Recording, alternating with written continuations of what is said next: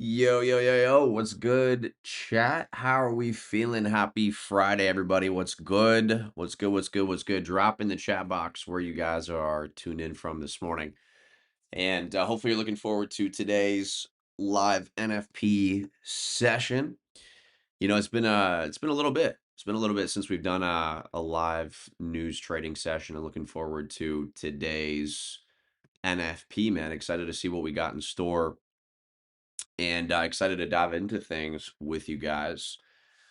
In a second here, I'll pull up my screen and we'll go over kind of what to really expect with today's NFP release. We have about 50 minutes before the actual release itself. So we'll have a good opportunity to kind of just yeah, kind of just hang out and go over a couple different things that I'm waiting on and looking for prior to the session. I'm back in Ontario right now. It's the first time in a little while since I've been back here, and I'll be here for a little over a week before heading to Jamaica. I was just in Calgary. I was just in Alberta for the past week or so, and I must say, every time I'm in the mountains, I always just get super inspired to, you know, go back to the mountains again. So it was a good time out there in Calgary. It was great to meet some of you for the very first time. We did a couple different trading masterminds and events while we were there, and it was a lot of fun, man. Lots of fun.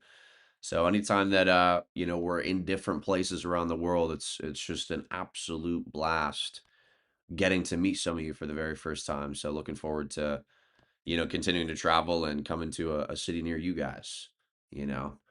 So I think, it would be dope to do a Europe tour at some point. We'll probably do a Europe tour in the future, hit like the UK, go to different places in Europe. You guys let me know wherever you want us to come to in the future. We're happy to make the trip out, do some in-person trading events and things of that nature. So anyways, with that being said, let's go ahead and dive into the session, shall we? So, a couple things that we'll go over before we actually talk about kind of outlooks for NFP. First things first, okay? If you are brand new, you've never traded a live high impact news event before, I'm going to preface this and I'll probably say it again closer to the time of the news release. Uh, you know, you want to use reduced risk for trading news, ideally. Okay, you want to use less risk than what you normally would, just in an effort to mitigate your risk, right? Because high impact news, hence the red folder that you see, is high impact expected. So you want to be in a position where you're not risking more than you want to be on trades. And because of the volatility of any sort of a high impact news event, and specifically NFP, which is known to be, especially double NFP, we have both CAD and US dollar NFP this morning. This is known to be one of the most volatile news events. And so slippage is likely to be experienced where price moves so quickly in one direction that if you had a stop loss placed, if you had, a pending entry order placed at a certain level, odds are price doesn't actually execute that position or that stop loss order or that pending order at the price level that you set it to because of how fast the market moved. So in an effort to not be risking more than what you're comfortable with on a trade, you want to use reduced risk in an effort to kind of mitigate that potential for slippage. Is it guaranteed to happen? Not necessarily. I mean, we've seen anticlimactic NFP releases where the market doesn't really do anything in comparison to what was anticipated, but obviously you want to be smart, right? You want to be in a position where you can mitigate that risk because believe me, there are days where we see insane releases for NFP. So that's the first thing. The second thing I'll say is obviously none of what I'm going to share is financial advice, right? So don't treat it as such. Okay, I'm just sharing my outlooks and potential opportunities that I'm considering taking. And if you guys decide to take the same positions, that's at your own discretion. And ideally, you use proper risk management and reduced risk, like I was just saying. But obviously, there's people on here that are going to do something completely different, and that's fine. Do whatever you want to do. But at the end of the day, it's not financial advice, so don't treat it as such. But see you in Spain. Let's go. Let's go. Yeah, Jamaica's gonna be a vibe. Jamaica's gonna be a vibe. Um, let me scroll up through the chat. We got okay, cool. Anticipating the penguin to make magic today. Let's go. Let's go. If you know, you know, and if you don't, you're probably confused. Make the penguin appear. What are you talking about, Donnie? The penguin? Anyways, let's talk about the outlook expected for NFP today. So we'll start with the DXY and we'll work our way down. Overall outlook and kind of update from the beginning of this week. This was the anticipated, Sunday to kind of Friday outlook for me was us seeing price trade higher. We didn't get as high as I was anticipating for DXY, but we did trade higher from Sunday, start to roll over going into Wednesday. So far, the low of the week is established from Wednesday, and this is where we're currently trading. I would like to see the DXY sweep these lows. That would be ideal for the dollar. Maybe we see that, maybe we don't see that. I think higher time frame perspective as well, like these lows just kind of make sense to be taken out. They're relatively equal. Technically, this low over here is a little bit lower than the previous one from like mid-April, but this area I'm kind of looking at as a potential accumulation, which is just consolidation at a low point in price with multiple manipulation or liquidity captures at the low side. And so us seeing something like this is kind of what I would potentially be anticipating for NFP, right? And normally, for a high impact news event like NFP, I would be anticipating a false spike in the direction that news or that the market's been trading for the majority of the week prior to then a reversal. Does that happen every single time? No. But it's something that you could be anticipating. And I think this would be in alignment kind of with today's bias that I have on DXY. And maybe we don't see this. Maybe we just trade higher. But I think, man, like there's just lots of liquidity beneath this low from Thursday. And then you obviously have Wednesday's low as well that I think we could very easily sweep to then potentially go higher going into next week. So yeah, man, that's the initial anticipation for me on DXY. Even if we only sweep this low, that's enough for us to potentially react off this order block from back here. So that's something to keep in mind as well. And then we obviously have, areas of liquidity to target on the buy side above highs. So that's kind of my ideal scene on the DXY. And when we take a look at Euro USD, right, inversely, we can kind of be anticipating the opposite. So if we're anticipating the DXY to go lower and then higher, we would anticipate Euro to trade higher and then potentially trade lower from there. And so we've got obviously these highs all in the same kind of area, the same vicinity. I think very easy for us to capture any sort of sellers prior to them potentially selling off and attacking any sort of buyers beneath these lows. Right? You can see current high of the week was established on Wednesday as well. So that's kind of the anticipation. That's the outlook there um, for Euro. And then GU, this was an idea that we had shared on Sunday session that's currently active and in profit. We ended up achieving, TP1 uh, yesterday, right? We had a nice little sell off yesterday during the New York session. And first TP was here, right? At this low, we've already achieved that. Let's see if, we can continue lower going into today's NFP session. I would suggest going break even on this trade if you're in this trade from Sunday. This was, what we shared on Sunday. Obviously, we sold off first before getting this. But yeah, I would suggest to go break even on this just before NFP. I think it's quite likely that, we could get a sweep of these highs to then go lower, you know. And if we were to see the opposite, like if we sell off, you could look for potential buys out of the fair value gap down here. And the same could be said with Euro USD as well, right? If we were to sell off into the fair value gap, you could potentially take buys, you know. Please turn on subtitles and translation. Uh, let me look into it for you. Let's see.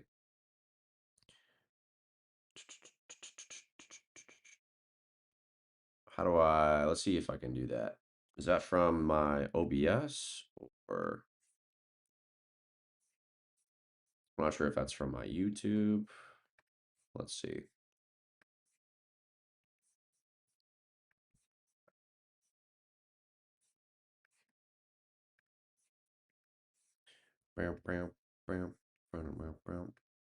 Okay.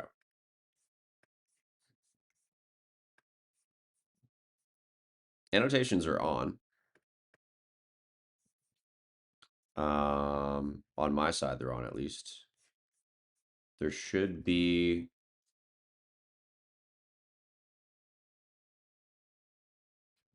yeah, annotations. I have annotations toggled on from my page. So it should be all right.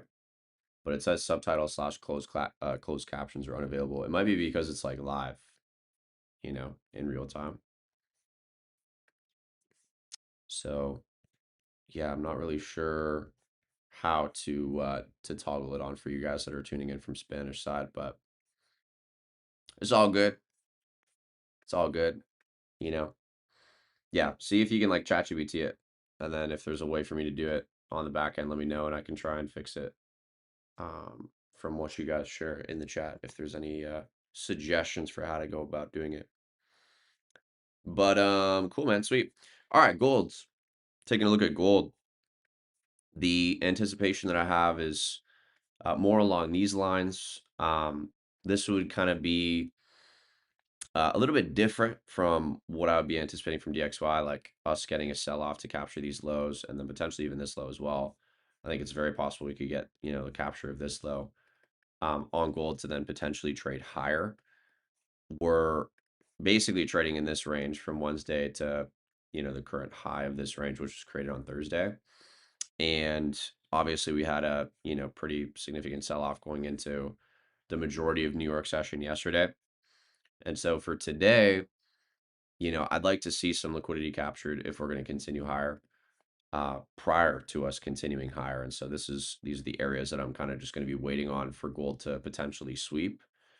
And then, yeah, in terms of where I'll be paying attention to price action for potential buys would be this order block. I wouldn't set a limit order on this, a pending order on this.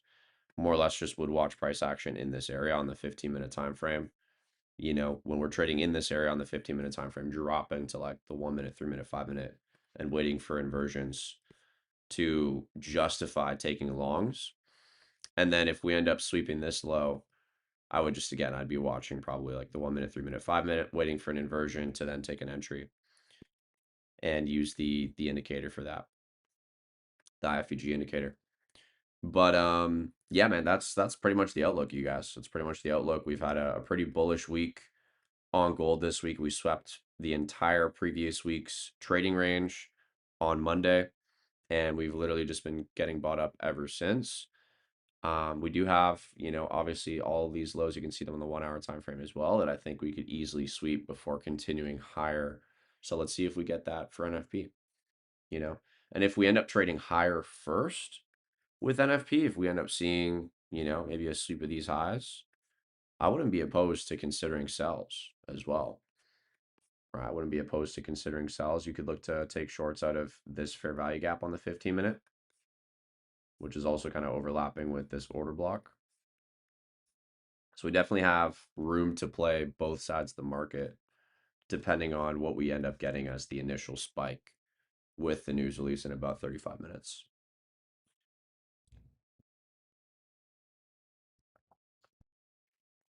But cool. Cool. UJ and Nas, yeah, we can take a look at both of those. We can take a look at both of those. So start with USC JPY. And man, yeah, interesting price action this week on USD JPY. We had, let's see, do I have a chart with an old markup on here? Wow, yeah, so we ripped through this old fair value gap. This is from last, or no, this would have been, yeah, last Thursday. Last Thursday, I'm pretty sure. But we ended up trading down into, this looks like a daily time frame fair value gap potentially. Yeah, look at this, crazy. Daily time frame fair value gap marked out from February.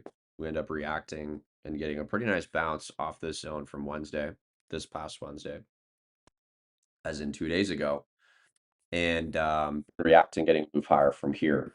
So I would be looking to see potentially if we could get longs on USD JPY from either this order block or we get a full sweep of like all this liquidity to then look for potential buys. That's what I would be kind of leaning towards. If we end up seeing the DXY sweep these lows, maybe that means that for UJ, we end up sweeping these lows as well, right? Or maybe we just sweep this low and mitigate that order block, right, as a potential scenario. But this is what I would be looking for on UJ. Either we get a reaction off this, or we end up sweeping this as liquidity and then see these lows hunted potentially as well. So that's the anticipation for UJ. I would look at for indices for NAS. We're in price discovery. We've been in price discovery. It's interesting trading all-time highs. That's for certain. That's definitely a different experience trading all-time highs and price discovery. But I would be really keen on seeing for NAS daily time frame perspective. We look at this. This daily candle has no downside wick at all right now. Not to say that you should be bearish when we're in price discovery. You don't necessarily want to take shorts when we're in price discovery, but I wouldn't be opposed to seeing this sell off and attack these lows today at some point today. Whether that's during New York session after the NFP release, whether NFP is the excuse for us to see that kind of a move very quickly. Obviously, time will tell. Let's see. But I would be interested to see if we can get back to this order block from Wednesday that was kind of left on the table and has yet to be returned to. Technically, if you look at them both together, we did, trade into the higher part of these last two down candles. But isolating this last down candle, we've yet to trade back to this area. And then 15-minute time frame as well. We could even refine this to right here, right? And this would kind of be a potential point of interest for longs. Other than this, though, man, I mean, if we get smaller time frame liquidity captures, you could probably just look to play inversions, 1 minute, 3 minute time frames. But I would mainly be favoring this for longs on Nasdaq. So we'll see what happens. We'll see what happens. S&P fairly similar. US 30. I don't remember when I drew this, but this ended up pretty much playing out. We ended up getting this retracement and trading higher. So I think this was maybe, what was this, Sunday? Yeah, this would have been from Sunday. I think somebody asked me about US 30 on Sunday. Well, that pretty much played out to a T. But cool, man. Yeah. We can take a look at BTC. So BTC, we've actually been retracing since Wednesday, which is nice. And I'd like to see one drive lower from here to then continue higher. Maybe we get that, maybe we don't get that.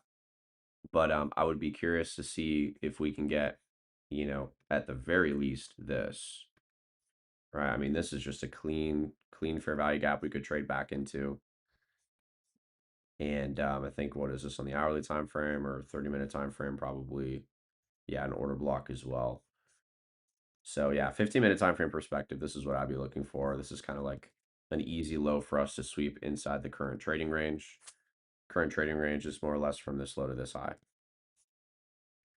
Right. If we can get candle closure above this, that would be ideal for the next move up on BTC as well. So yeah, something to consider. Something to consider would be like this for BTC. That's about a 1 to 2 risk to reward. And then looking at the next area of liquidity, you're looking at like a 1 to 4 risk to reward ratio. So do you think the crypto bottom is in for the year? Absolutely not. Absolutely not. Maybe, hey, maybe I'm wrong, right? But I would be very confident in this being what we're seeing right now, where price trades higher, we trade into this, area on the daily time frame, reject, go lower, and attack these lows. Right. I think it's almost guaranteed that we trade below 50K lows. If we don't, I would be pleasantly surprised. We'll put it that way. Because that would mean from all-time high to, where we bottomed at like 60K, there's only like a 50% retracement. For a bear market, we're normally used to seeing like 70, 80%. Well, not 80%, more like 70%. But hey, maybe we get a more shallow retracement this year for the bear market. That's possible. We can't rule out the possibility of that, but we do also have, another 140 days before the bear market is likely to finish. Because usually every bear market's about a year. So we're at like the 220-day mark of that 365-day typical duration of a bear cycle. So yeah, yeah. I'm gonna set an alert on this for BTC. I want to know if and as to when we trade below like 79,800 for potential buying opportunities out of this area. And then gold, I'm gonna set an alert at the first. Actually, yeah. I guess we'll set an alert at the first low. And then I also want to know if we end up taking out the high first. So I'm gonna set an alert on the high here for gold.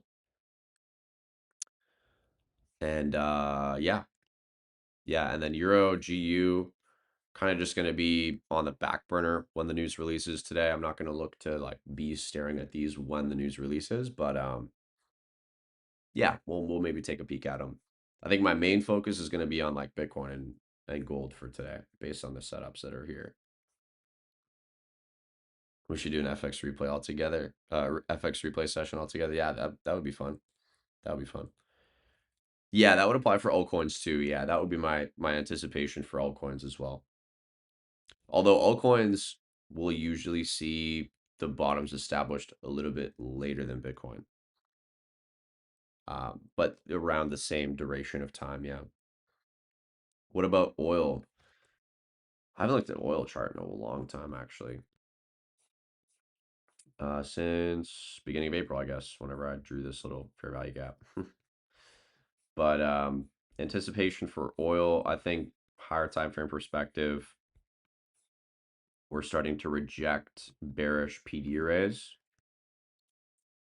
which is just a fancy way of saying we're, you know, rejecting or respecting these daily time frame, in this case fair value gaps, bearish order blocks, that kind of thing.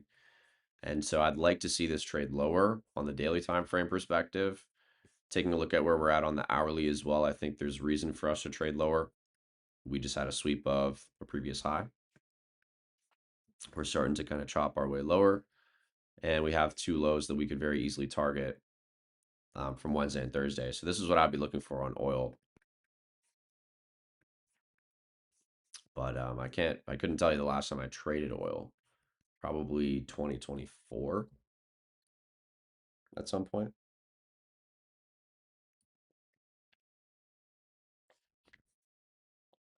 But yeah, so that would be my anticipation. Probably just retracement and then continuation lower, or we just sell off. That would be my two scenarios for oil. Cool, man. Sweet. Sweet, sweet, sweet. One thing I'll mention, just for those of you that are on the session that maybe are not in the loop, with the inverse fair value gap indicator, there's a couple approaches that I like to use with the indicator when it comes to using it and trading with it, whether that's for news or just in general. And it's a simple process, right? Number one, I'm starting on the higher time frames, like the 1 hour and the 15-minute, to identify areas of liquidity, which is kind of what we've already done on gold, for example. So if we hide the indicator for a second, we can identify, okay, cool. This is kind of the two recent highs and two recent lows that have been created. Okay, we got an alert set on the first low. If and as to when we take out these lows, then I'll drop to the 1 minute, 3 minute, 5 minute time frames and look for potential buys based off of a bullish inverse fair value gap setting up. So what that looks like is basically, if we take a look back here, okay, we had this trading range prior to, or kind of going into, the London session, where price was, kind of just chopping around. We had, this was a recent high. We had a bunch of relatively equal lows here. I would anticipate price to sell off, capture these lows. As we play out, London session, we end up getting that sweep. I'm now going to drop to the 1 minute time frame, and you'll notice that we get an inversion here, right? So we're waiting for these lows to get captured, which is all liquidity from like Thursday Asian session to, new day open at around like midnight on Friday. We get a run on all those lows in the form of liquidity. We end up sweeping this low as well. And then the first inversion opportunity that you get here on the 1 minute, um, if we were to play this out, ends up, we end up seeing inversion, retracement. We're respecting this previous, fair value gap that we just inverted. Sometimes you'll see price retrace to it and bounce off it like we do here before we then continue higher. This was during, London session. Consolidating for a little while here. This is now a new setup. We'll continue to show the old setup as the main focus here, but we end up hitting that TP1. And as we continue to play this thing out, you'll notice that we end up, let's see if we can keep the original one on screen still. We do end up seeing, I believe, maybe I'm wrong, maybe we don't see TP2 on the 1 minute. Yeah, I think this would have been back to break even at this point. So either way, close to a TP2 on that particular setup. And this is kind of the same thing as what we're going to be looking for this morning, right? Is we had a sweep of these lows in the form of liquidity, right? During the sell-off, we're not trying to catch a falling knife. We're waiting for the earliest sign of reversal, which is with that inverse fair value gap indicator. When you get the setup with the entry parameters, you execute accordingly with proper risk. And this would have been a nice little trade during London session. So we're going to look to apply and do the same thing today with New York session, right? With specifically the NFP release. So yeah, that's what we're going to be looking for. We're not looking for buys right now. So any sort of setups that are being given, with the 1 minute time frame, 3 minute time frame, 3 minute and 5 minute time frame on gold, we're just kind of being patient, right? We're waiting. And until we get this liquidity sweep, I'm not really looking to take any sort of trades, right? Because the last thing I would want to do personally is get into a buy before the vast majority of liquidity has been captured when considering the recent trading range. So yeah, usually until we get a sweep of these lows, I'm not even looking to have the indicator applied on my chart to justify taking trades, right? I'm going to wait for liquidity to get captured first, then pay attention to what's going on from there. So yeah, and for those of you guys that don't have the indicator, by the way, it's available inside of Primeverse. This has been updated and is now accessible again. You don't have to like wait for approval either. You get access instantaneously as soon as you fill out the form to apply for access. So if you're inside Primeverse, you can go through here. You can get access to the indicator directly. There's a training on how to actually use the indicator. Basically, you're like a more in-depth breakdown of what I just went over with you guys, for how my preference is to use the indicator. And then you have like the the little updates, kind of overviewing V3 updates video here as well. We just released the third version of the indicator. I think it was probably about a month and a half ago. I think it was the beginning of April, if I'm not mistaken. And I'm pretty sure this indicator is in final form. There's, as of right now, nothing that I feel called to add to it. It's like had some really, really good updates with V3 though. Being able to like toggle on either just bullish or just bearish setups was huge. I think that's probably like the best functionality addition that we added with version 3, to be honest. That's my personal opinion. You guys let me know. Maybe there's a different V3 update that you like better than that, but I thought that was a pretty good one. Again, big shout out to Nathan for coming up with that on a live session. Kudos to you, bro, because that was a brilliant idea. I was like, man, how did I not think about that before? Right? But yeah, great idea. We had to apply that. So yeah, you can literally toggle on either just bearish or just bullish setups.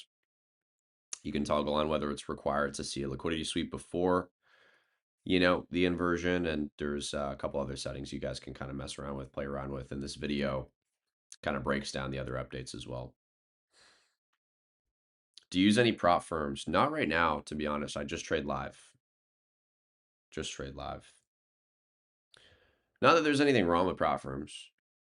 I feel like my effort in the passing of any sort of funded account challenges is not worth the amount of time when I can just be like doing the same trades on a live account and risking a similar amount to what I would on a funded account anyways with a smaller live account and just, be making money off of it in real time. The only time it really makes sense in my opinion is when you have like a copier, a trade copier. So it's like the same trades you're taking on your live are being executed on your prop firms instantaneously. That way it's no different than the effort you're already making to take trades. You know? That's my opinion. Right, that's my opinion. Nothing wrong with trading prop firms though. So we're starting to see an early sweep of the first low on gold prior to NFP release. We got about 20 minutes still before NFP releases. So curious to see if we can get a push towards this second low on gold. That would be ideal, to be honest. If we can get another 100 pip push here, and then we get that final push to maybe sweep this low here on gold as well with NFP, I would certainly be looking for longs. Is Prime Sync full automation going live next week? Potentially. I've heard some things that's like pretty well ready to go. But I don't have all the details as to like when that's going to release. So, but yeah, look forward to that. That's been in the works behind the scenes in the back end for some time now. Yeah, yeah. So, I mean, just for fun, we'll watch the 1 minute time frame develop here to see if we get any sort of inversions. We'll throw on the indicator just for fun. This is the previous setup. Again, you don't really want to be taking inverse for value gap setups until you've seen higher time frame liquidity captured. So here it's like, we took a couple 1 minute lows, then got a little inversion, but it was not enough of an inversion for us to see past TP1 prior to getting invalidated. And so now that we're seeing this is a relevant low on the 15-minute time frame, it's a relevant low on the actually not so much relevant, or not as relevant on the hourly. So mostly a 15-minute low that we're capturing. This low that we're approaching, relevant on the 15-minute, relevant on the hourly as well as a swing low. So yeah, ideally we end up seeing a sweep of this and then a potential opportunity for inversion. And even more ideally, we end up seeing that after NFP, after the release, right? Because with the release comes, a lot of potential for manipulation. So ideally, we end up seeing it after the NFP release that low gets swept.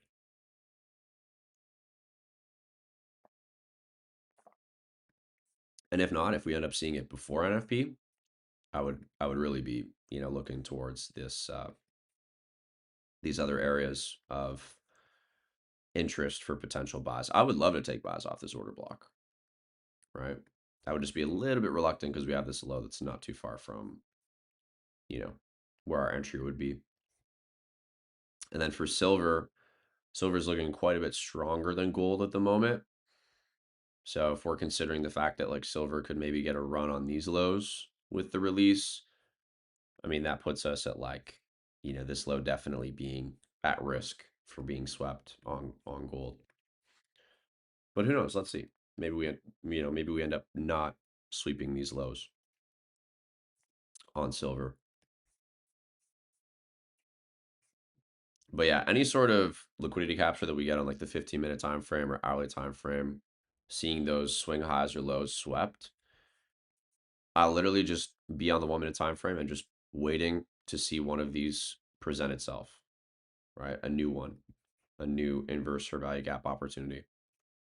And if we don't get it, see how prices just, continuing to go lower. I'm not looking to catch a falling knife, so to speak. As this is going to continue lower, I'm just going to wait for the earliest sign of reversal, which is an inverse for value gap. An inverse for value gap happens before a market structure shift, before a change of character. Um, yeah, before all of those other early signs of reversal. Inversions are like the first thing you'll get. Doesn't the daily on gold um look bearish? I can imagine at least that big FEG getting filled. Let's see on the daily. I mean, for me, like daily time from perspective, this is looking pretty strong, to be honest. I'd like to see us fill this fair value gap on the daily, right? This is like definitely a an eyesore in that I think, we certainly have room to mitigate this. It's also going to be an opportunity for this order block to get traded into as well, potentially from where the low of the week was established. But I'm bullish on gold right now. I want to see this thing continue higher towards like 4,900, 5K again. That's kind of what I'm anticipating for gold right now from the higher time frame perspective. And then which is this the same fair value gap that you were talking about? Or which you're saying that the big ass fair value gap? Which one are you referring to? Is it this one or are you looking at like a different fair value gap on the daily time frame? Like there's this one here too. These are like the two I think highest potential ones for which ones you could be talking about, but let me know if it's at a different price point. Yeah, that is that one. Okay, bet, bet. Cool. So yeah, man. Now we just play the patience game. Play the patience game. We got the release for NFP in about 14 minutes. What are we getting on the other pairs here?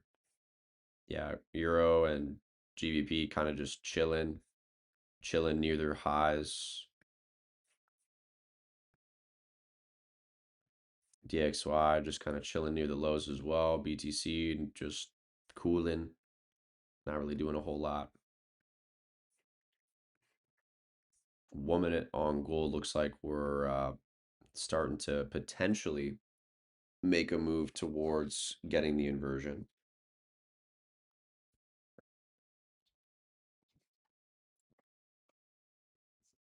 You know how like you can charge your phone and then like your phone's battery life will progressively like decline over time?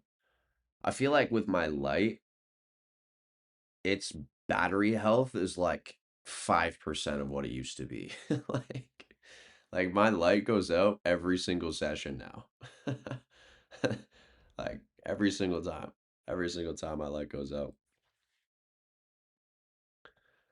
But yeah, it's all good. We got life support here. We got the life support USB type C.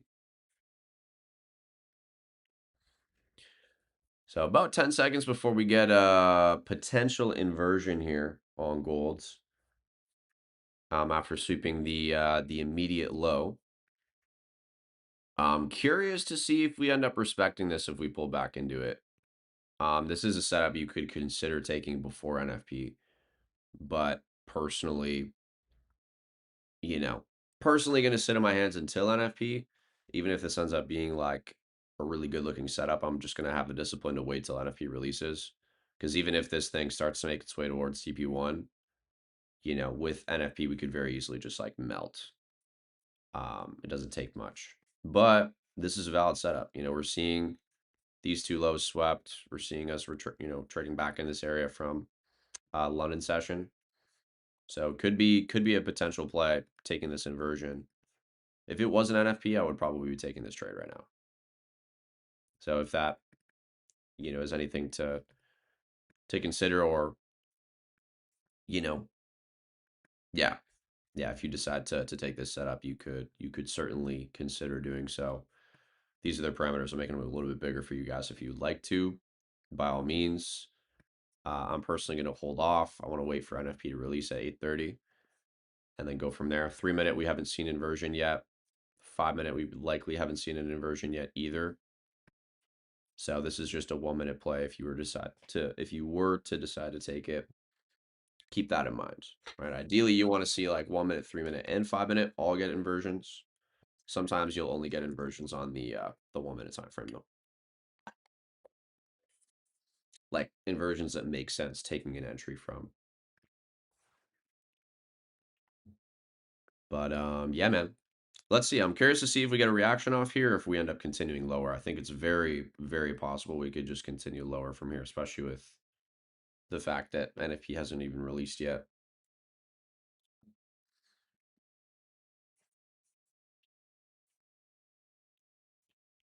But let's see, man. So far, we're respecting it. Silver's looking considerably stronger than gold at the moment.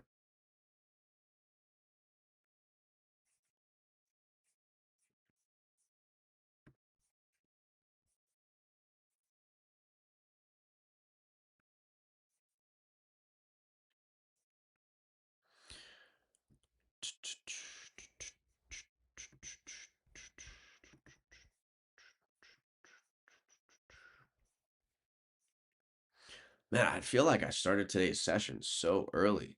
Like we're vibing right now. Like we've been on this session for like almost an hour already. It's like so, I don't know, it feels like I have so much time right now. Like we went over everything. We looked at additional pairs with you guys that you guys suggested for me to take a look at. Like we're big chilling right now. We're big chilling. We got 9 whole minutes before the release of NFP still. Like some sessions I feel like I'm in a rush. It's 5 a.m. for you, yeah. Yeah, welcome to the um what is the what am I trying to say? The bro, it's like on the tip of my tongue. It's like a saying, like welcome to the not like the early bird gets the worm club. Like that just sounds dumb. But I don't know. I was thinking of something that maybe isn't even a thing. But anyways, shout out to you for being awake at 5 a.m. I know for a lot of you it's like the afternoon over in Europe, but most of us over here in the West Coast or not East or I guess West Coast of the world, right? You could be on like the East Coast of North America or the West Coast of North America, but technically we're all West in comparison to like many other places around the world. But yeah, for us, it's super early, you know, super early. It's 8:20 for me right now. It's 5:20 for some of you, 6:20 for some of you, you know, 2:25 p.m. by the way. Nice. Let's go. So yeah, price action is leading me to believe that we could very, very easily go lower still. So it was a good call sitting on our hands for this one. If you did take it, it's all good. You know, it's all good. I mean, this could still play out potentially. But again, main reason that I didn't want to execute this is just because it's before the news release, and I want to wait until the news release before making any sort of decisions for entry. The anticipation for NFP is looking more towards the bullish side for USD based on the forecasts. So I think if we release uh trading or not trading lower, but the stats release lower than anticipated, that would give us that false spike lower on DXY, which we're kind of anticipating, right?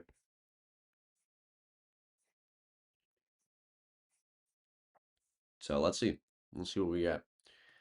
Hopefully this is like not an anticlimactic NFP because we've had a couple of those recently.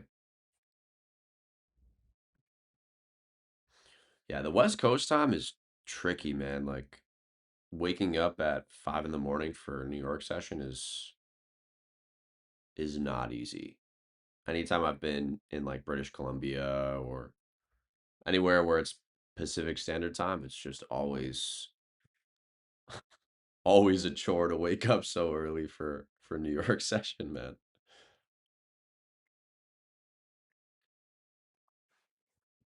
It's almost better to just trade London. It's at like midnight. London session would be way better to trade probably. But then, if you're working a 9 to 5, you staying up until like 2 in the morning is probably not super ideal. So it kind of depends. Maybe it's better to wake up and trade New York session in that case. Just wake up super early, go to bed early, wake up super early, you know? So there's pros and cons to it for sure. Pros and cons to it for sure.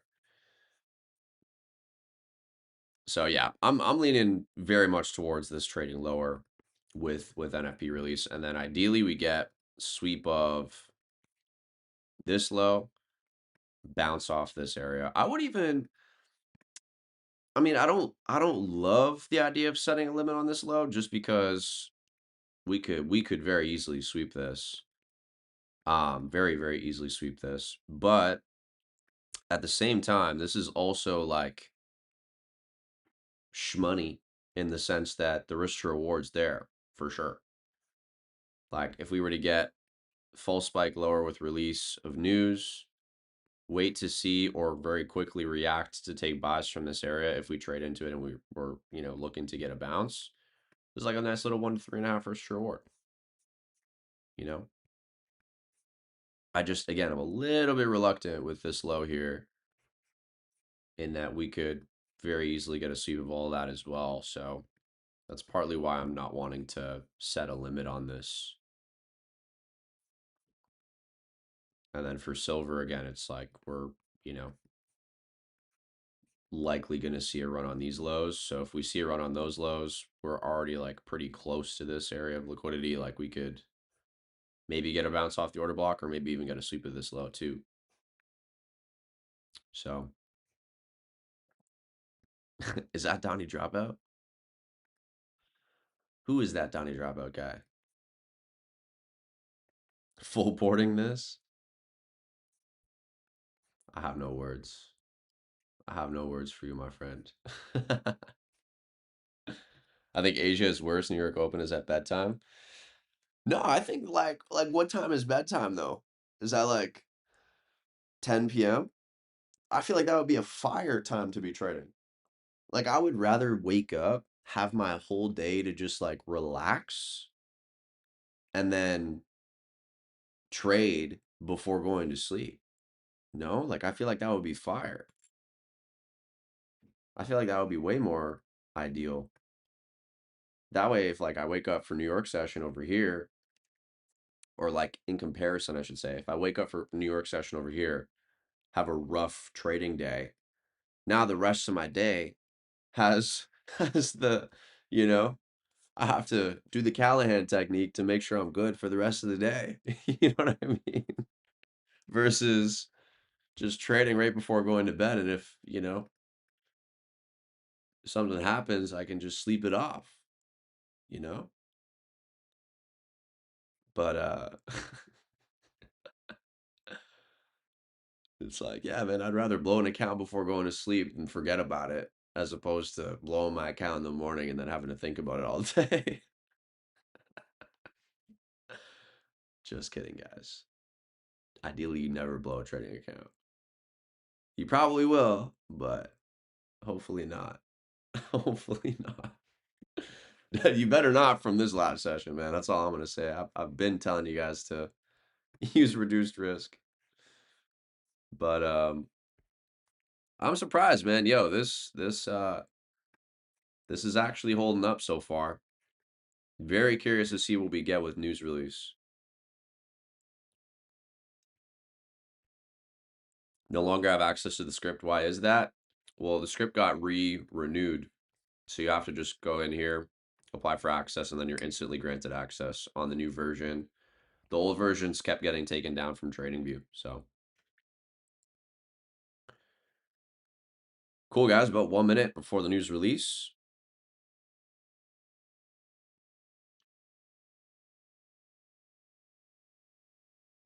Last time I went to Asia, I need to put an alarm for Eastern time session opening to keep on track. Yeah, what time of day is it for Asia? Like if I'm in Japan, what time is New York session at? Is that like 10 p.m.?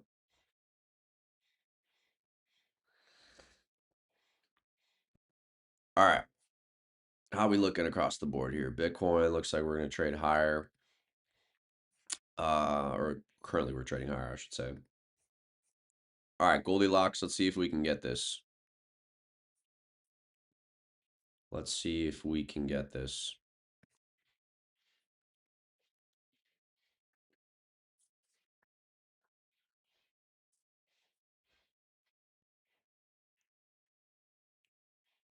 Slow initial reaction, that's for sure. But we did get the initial reaction lower. Is that all we're going to get? Or are we going to actually see, a proper move lower here? Looks like that might be it. But let's give it a couple minutes to see.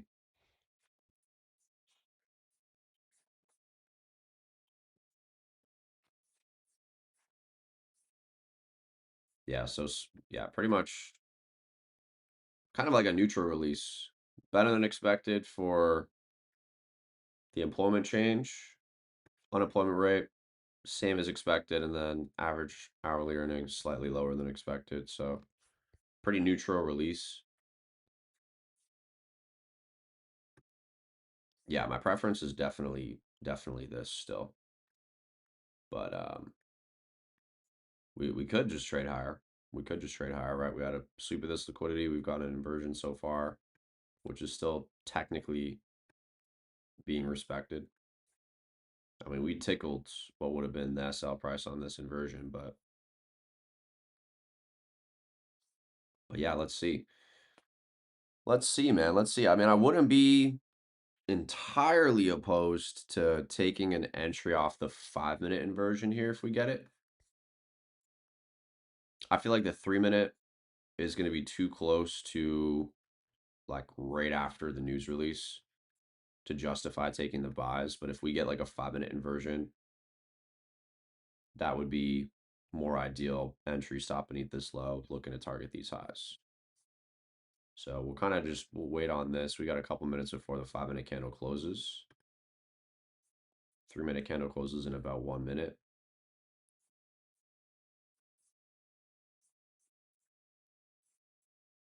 Yeah, I do like how we got a full spike lower and we're starting to move higher, but we just didn't get the full spike really, down to our area. It's a very weak full spike lower. Like this was, what was this, like a 70 pip? Not even a 70 pip, like 50 pip full spike lower. What are we getting on the currency pairs? Pretty much the same thing. So DXY full spiked higher. Looks like we're starting to move lower as well.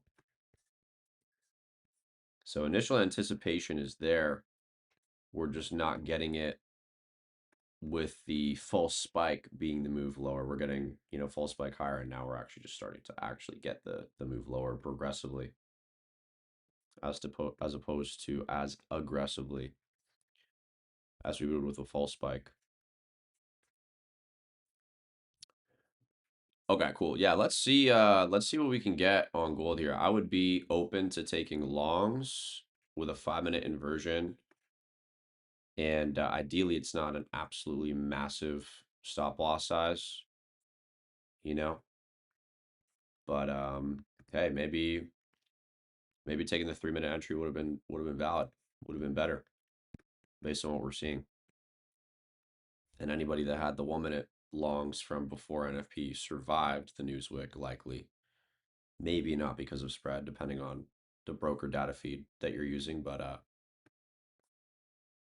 yeah, I mean 3-minute entry, 0 drawdown, which is insane. But again, I wanted to wait for the 5-minute just because the 3-minute time frame was like, you know, very close to the time of the release for us getting that candle closure.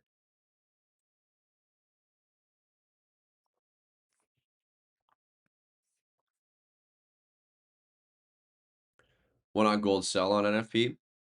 Well, we were initially anticipating a capture of these lows with NFP. We ended up sweeping this low before NFP, and now we're likely going to go and attack the highs based on what we're seeing. So, but man, this 5-minute candle is making it not so ideal to take buys when candle closure happens. Our entry is basically going to be at like the top of this range, which would not be ideal. So if we get a retracement, that would be my ideal scene for taking longs with this new 5-minute candle. Like if we can get something like this. 100 pip stop targeting this high. It's about a 1-to-1 risk reward, and then targeting the next high, you're looking at just shy of a 1-to-2. That would be my preference, but honestly, I think this is just going to continue flying without us, unfortunately. Which, yeah, maybe we should have just executed on the 3-minute low key, but it's all good. I'd rather not be in a trade and waiting for a higher probability setup than to chase the potential idea of a profitable trade and not necessarily have as like much confidence in the execution. But yeah, like I said, 5-minute, if we get like a retracement into this fair value gap that just printed with the last 5-minute candle after news or with news, this could be, you know, favorable for me to take longs. I like this. And we did get a little retracement, but ideally we get a deeper retracement back into these areas. But yeah, that 1-minute inversion from before news smacked both DPs.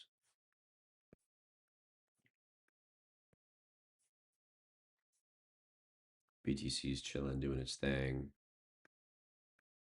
Euro and GU both looking like they're likely to trade higher.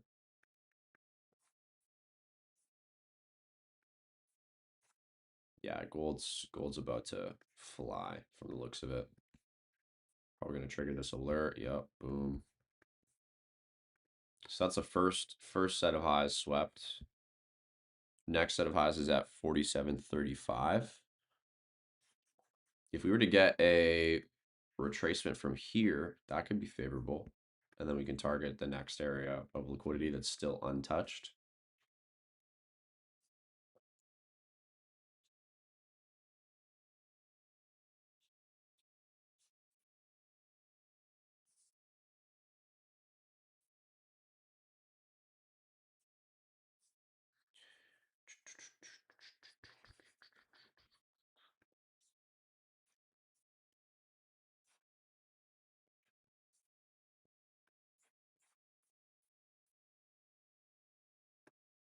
Caught in the beginning of the candle, caught 120 pips and done. Let's go. Fire. Fire.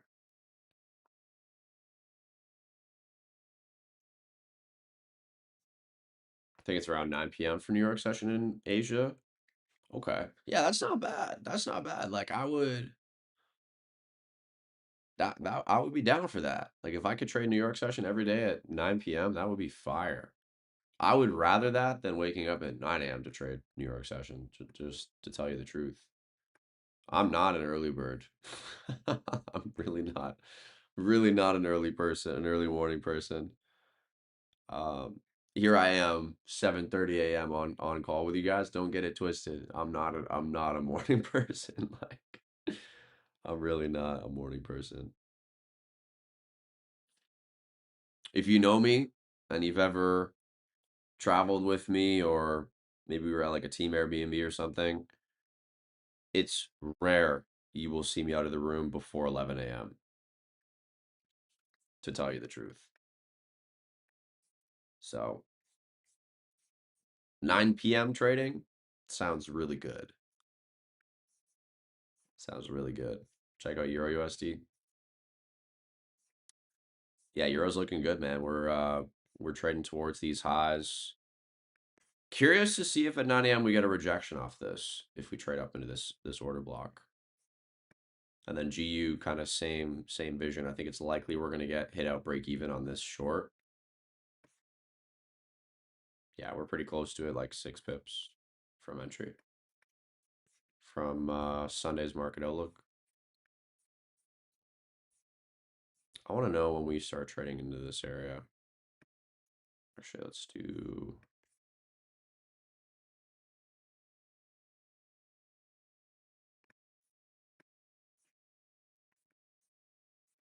Yeah, I want to know if and as to when Euro's trading in this zone. It's either we reject off this or we sweep one more time. That's what I would be anticipating for Euro USD. Same thing with GBP USD. And then Goldilocks. We'll see if we can if we get any sort of retracement. But man, sometimes you have like the right bias and you just don't end up being a part of the move. Generally speaking, right bias. Obviously, the main bias we had was for us to get a little bit lower before seeing this, movement higher, but we didn't get the move quite as low as anticipated, but got the inversion. Inversions are playing out pretty well. So, but yeah, the 5 minute parameters are just like, it's just not viable for me to take a trade with a 200 pip stop on gold. Could we see it play out? For sure. But it's just, to me, I would much rather like on a 100 pip stop on golds, and would be open to just being patient, getting a retracement to this fair value gap as it is anyways, prior to continuing higher, and just getting a better entry. And the clearing out of these highs, I feel like, wasn't anything crazy. We just made relatively equal highs. So there's still sellers with stops above this high as well, which leads me to believe that any sort of pullback is going to just bait in more sellers, stops above these highs. Easier for us to target as buyers.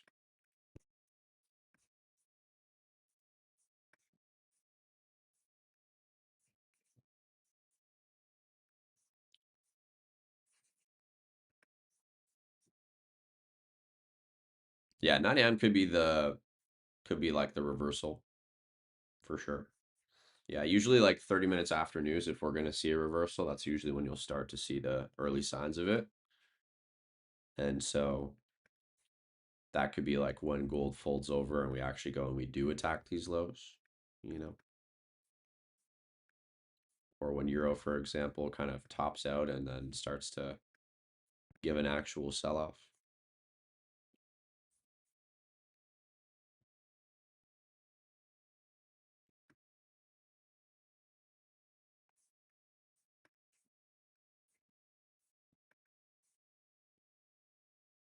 Yeah, the 1 hour, I mean, this is just too easy. Like the liquidity is way too easy for us to not sweep this, right? On euro. And then obviously this is a 15-minute order block that could also very, very easily get swept before going lower.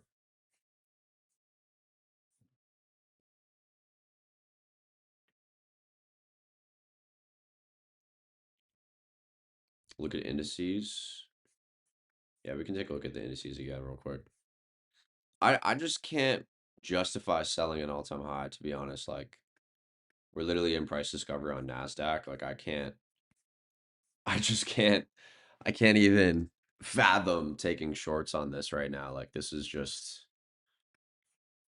yeah. I mean, I would love for us to get this. Don't get me wrong, but like I'm not gonna sell at an all-time high personally. S&P, same thing. I mean, we're sweeping the highs right now. If we got like an inversion from here after having swept these highs, maybe you play a retracement.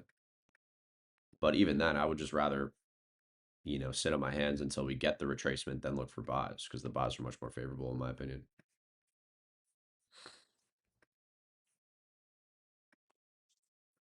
So ended up running the highs even more on golds. Curious to see if we get if this is like a manipulation to then get a proper retracement. Let's see. We could just continue higher as well though. Chat, I'm gonna be right back. I'm gonna go grab some water. Because I'm officially out of water. And yeah, so I'll be back in a second.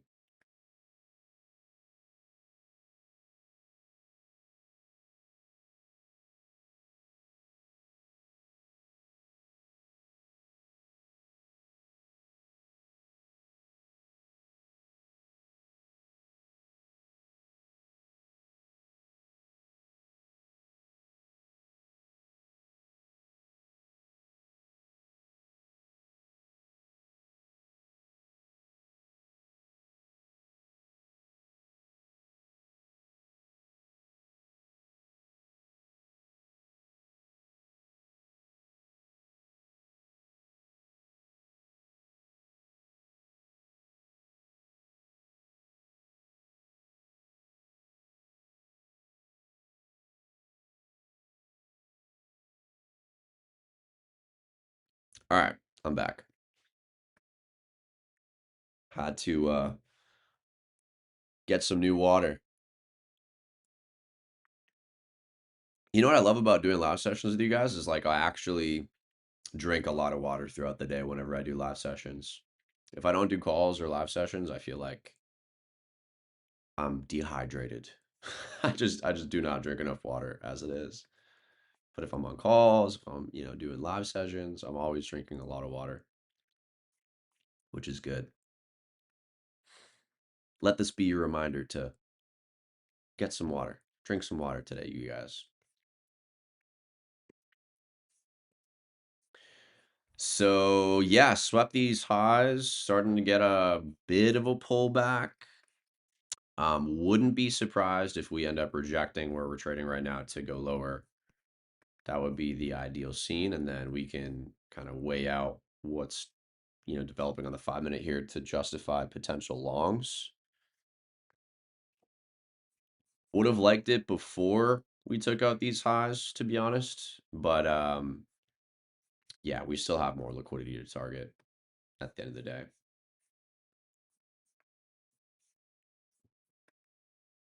Just going to be mindful that we could still very much see a run on these lows too. So just going to be patient, watch price action, wait to see if the buys are justified if we end up getting them. And yeah, I'll probably stay on here with you guys until about 9:15 a.m. for like another 30 minutes. So we'll see if we can get any sort of opportunities for entry, and if not, it's all good. No trade day for me so far. But yeah, sometimes that's how it is. I feel like the NFPs and the CPIs this year have been like, I don't know, less ideal than in previous years.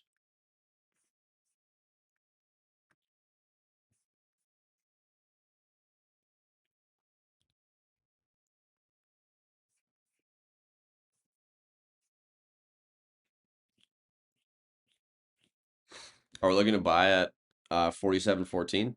Maybe. I mean, this is just a zone you could look for price to potentially retrace to, like the previous fair value gap that we just saw inversion of on the 5 minute. And then obviously like we created a fair value gap in the other direction. So this is like kind of around the 50%, just like a zone you could potentially see price bounce from.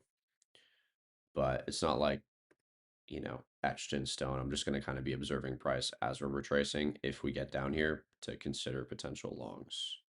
And the reason that it's set here is we don't have a bottom wick on this candle. So looking to like print a bottom wick, so to speak, would be kind of what I'm looking for. But yeah, just gonna be patient. No limit set on this, just gonna watch price action.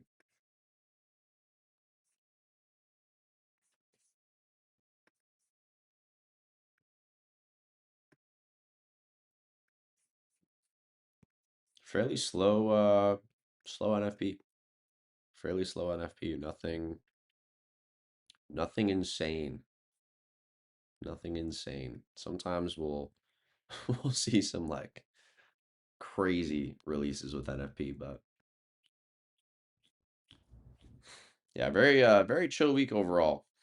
Really nice move on golds earlier this week. This whole rally that we had from Tuesday Asian session was like, wow. Yeah, it was a nice move. It was a nice move. I honestly think that's gonna be like the biggest move we well, it was pretty much the biggest move we've seen all week, right? Last 2 days we've kind of just been slowly progressing higher, but still progressing higher, progressively, slowly developing. But yeah, Tuesday was a pretty impulsive move during Asian session.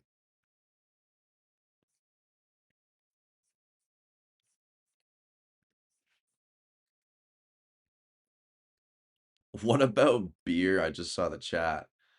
Bro, it's not even 9 a.m. What about beer? If I was gonna drink a beer right now,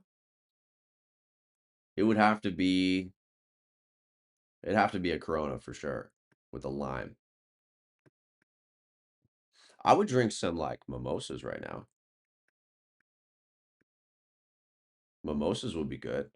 I'm a big mimosa guy, to be honest. But morning drinking is usually morning drinking is usually not my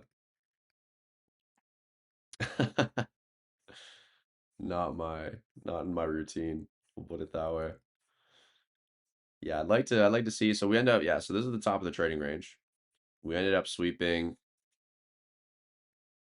a couple areas. No candle closure above this, which is not super ideal. But I do like this to potentially consider buys. We'll see if the alert triggers at like 79,800. And then indices, I think somebody was saying are falling off as well.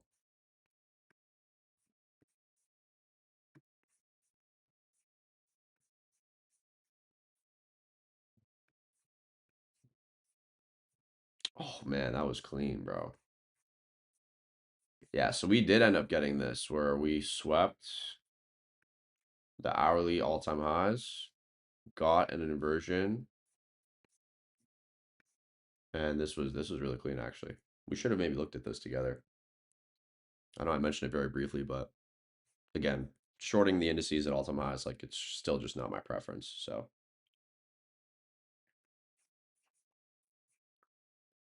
and then as per golds, we're really just chilling in the same range that we've been chilling in for the past 10 minutes, 15 minutes.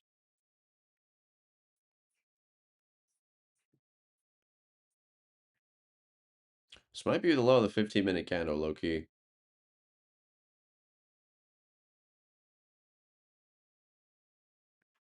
This is looking very, very good to continue higher.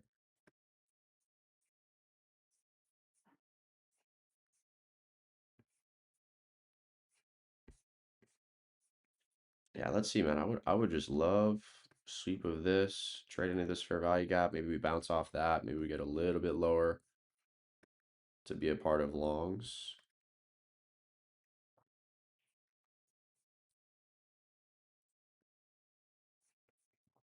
Let's see what happens. See what happens.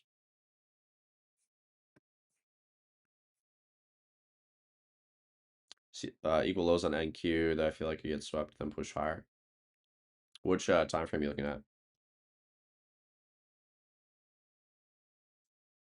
If I lose a trade, I'm definitely morning drinking.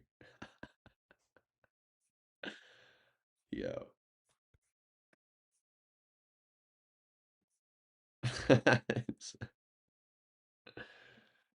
Oh man. It's like imagine you're like going in for your like trading therapy session and you're talking to your like trading therapist, right? And they're like, "So, how did you end up blowing your account?" And then you're like, "Well, you see, I ended up losing a trade. I started drinking. I revenge traded. I didn't use a stop loss, and here we are." I can just imagine them like shaking their head like, "Stop it. Get some help."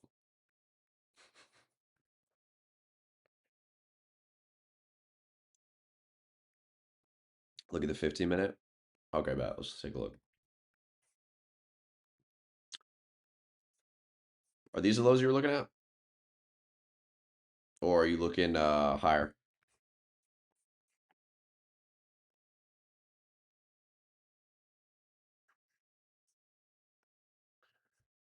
NQ equal lows. Let's see. Yeah, I mean, there's a lot of lows in here for sure. For sure. This is obviously a delayed data feed though. Um, yeah, I would love for these lows to get taken out. Like Friday low of the day so far. Or no, this is Thursday actually. Thursday's low.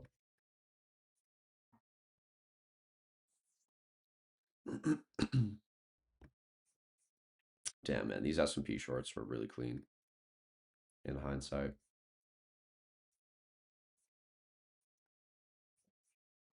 Really, really clean.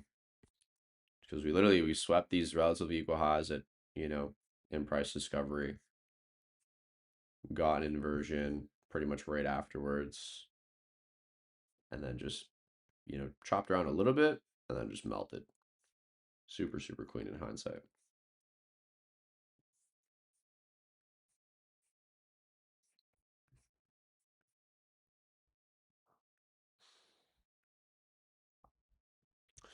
It's looking like gold might just run away without us. Low key.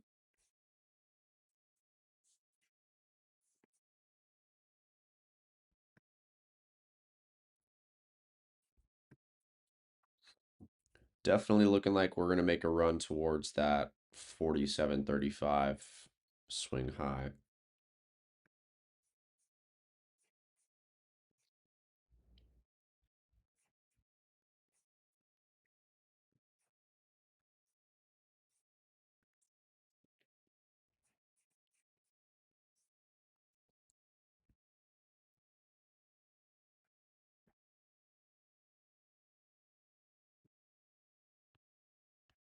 Essentially sell from 47.34 on the 15-minute.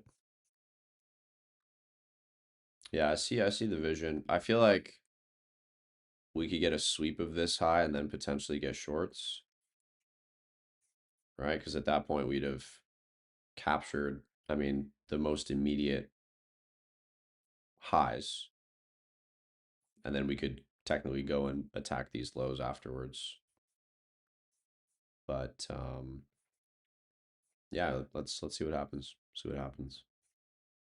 I'll show on here with you guys for like another 15, 20 minutes, and then I'm probably gonna jump off if there's nothing that presents itself, and we'll call it for the week.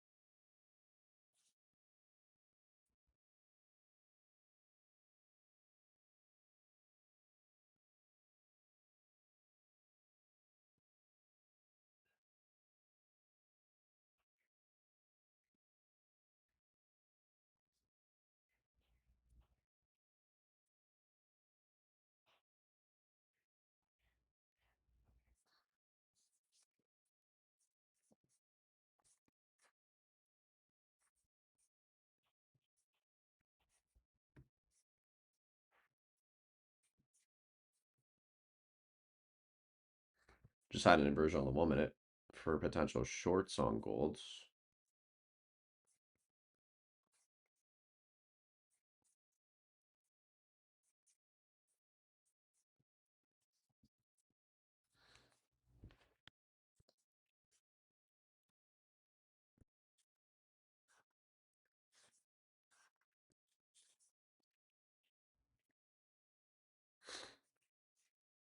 Bam, bam, bam, bam, bam, bam, bam, bam, bam, bam, bam.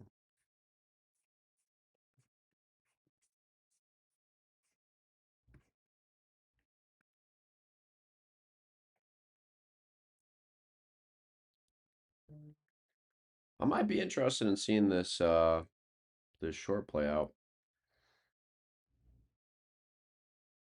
and then considering longs from around the areas that the TPs are for the shorts.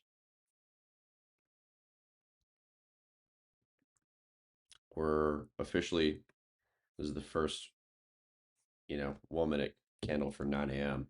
Eastern time. So curious to see if we get a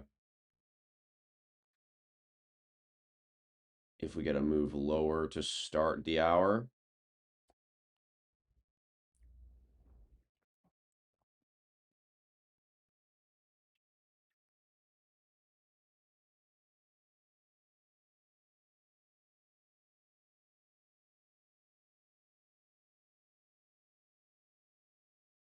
I might take a jab at these shorts, ladies and gentlemen. Reduced risk.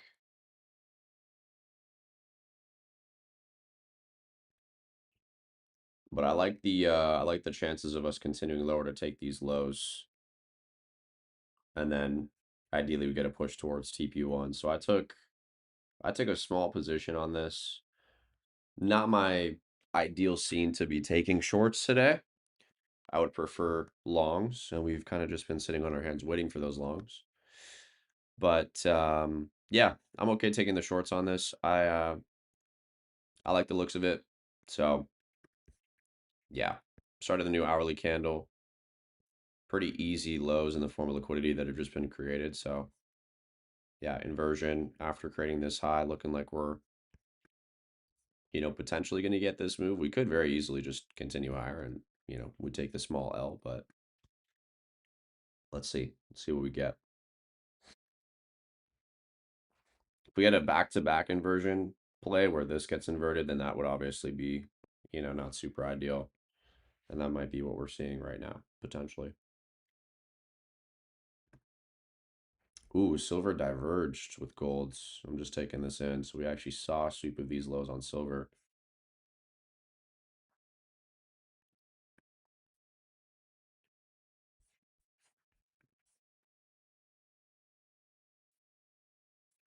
Yeah, silver creates the lower low.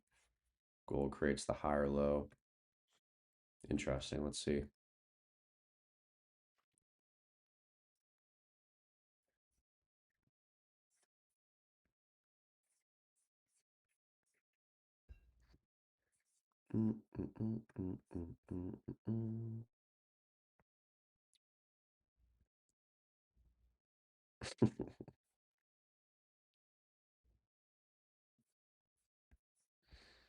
Hypothetically, if you had to flip $50 into livable wage, how would you do it?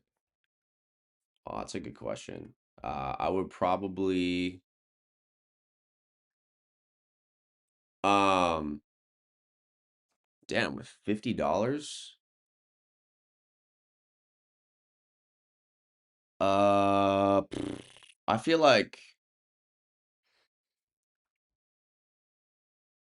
I feel like I wouldn't want to do it trading, to be honest. I feel like $50 is just too small of margin to like ideally be working with.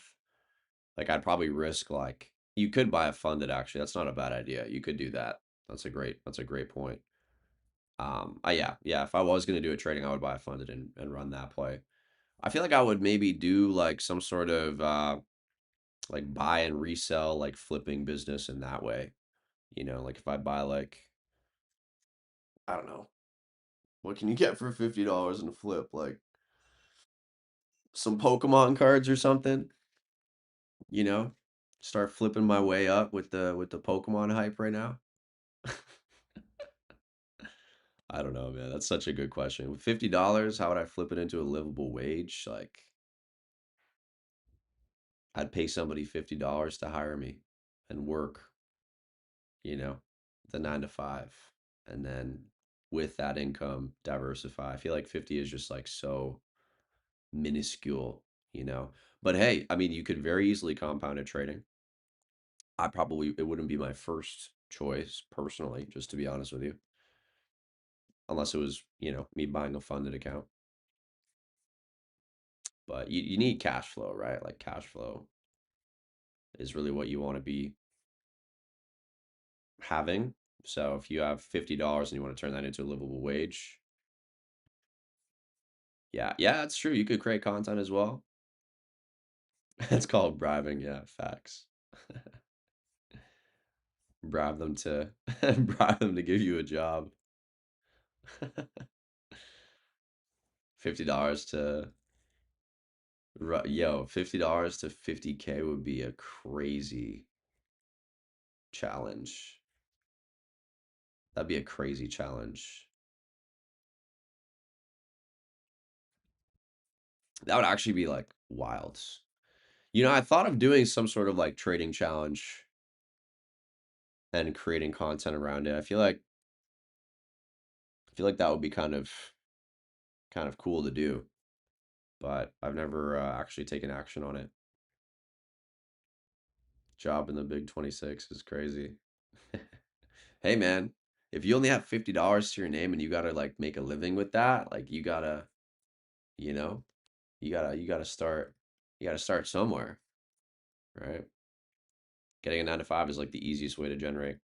Well, let me rephrase that. Is like the one of the most effortless ways to create cash flow. But you could also just go and start creating content, right?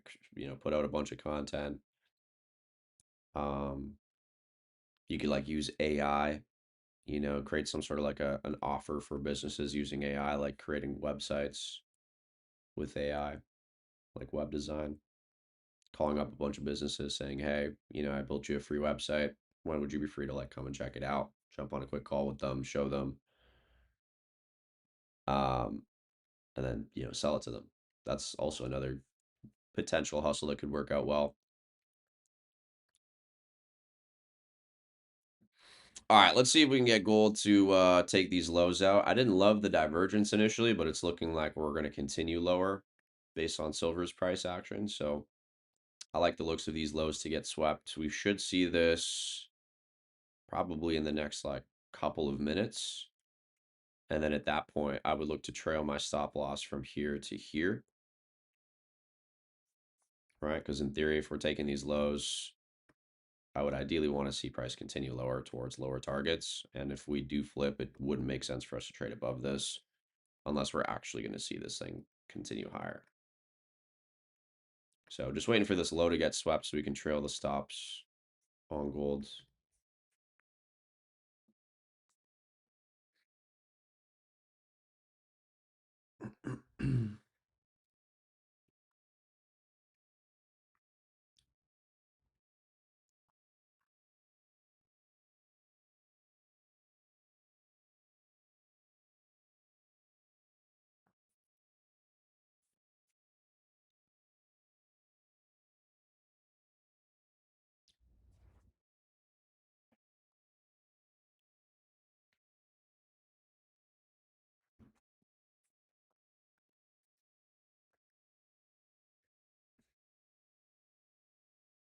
How long do I think? For what exactly? For gold to take these lows? Probably like a minute, maybe less than that. We'll see. Maybe a bit more than that. The timing is like always the hardest thing for you to anticipate. But boom. All right, we're pretty much at these lows or taking out this low. Yeah. Where's this? Oh wait, this alert isn't even set on the lows. I was like, why am I not getting an alert? This is from the 5 minute fair value gap, I think. So I'm trailing my stop to here. So I'm in here and my stop is here on golds. And ideally we'll look to we'll look to see TP1 and TP2 traded towards liking the looks of this. I would really love to see a full flip, which would mean like we're seeing silver sweeping this low. We're seeing gold potentially like trading towards, this area, which would get us to around that TP2 territory.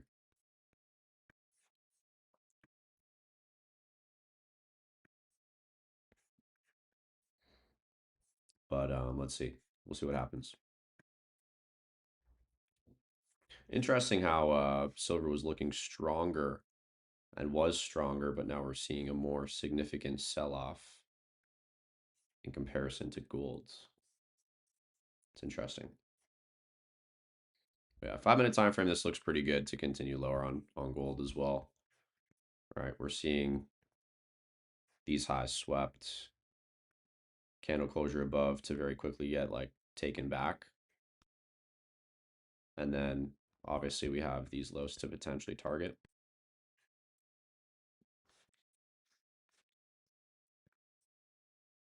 And the longs, I would probably be a bit more reluctant to take just based on how slowly price is developing lower. If it was like a more fast retracement to this area, that would be a different story. I feel like there's more likelihood of a fast retracement to get a reaction. We could get it off the small retracement or a slower retracement as well, but yeah, for now, let's just focus on we'll focus on the shorts that we're in. I'm just going to clean the chart up, take that long off, and then we'll potentially consider longs um, from, from this area. Potentially, we'll see. Potentially. It'll be very much based on price action.